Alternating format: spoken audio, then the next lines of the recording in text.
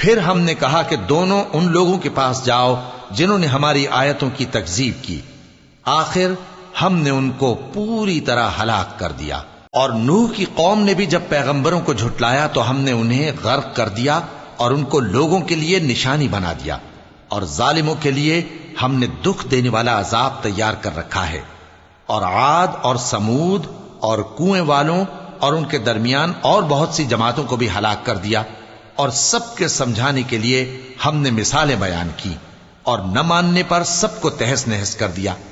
اور یہ کافر اس بستی پر بھی گزر چکے ہیں جس پر بری طرح کا مے برسایا گیا تھا، تو کیا یہ اس کو دیکھتے نہ ہوں گے؟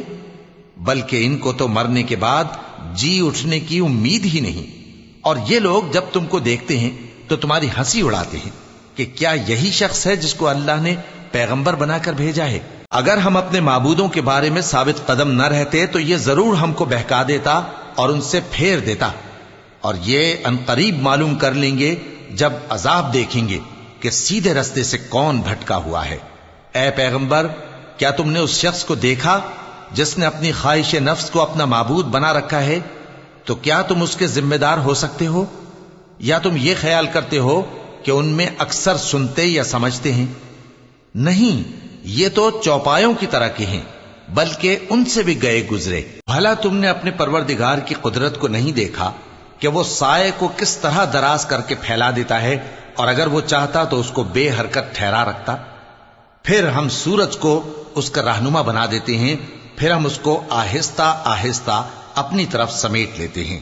اور وہی تو ہے جس نے رات کو تمہارے لیے پردہ اور نیند کو آرام بنایا اور دن کو اٹھ کھڑے ہونے کا وقت ٹھہرایا۔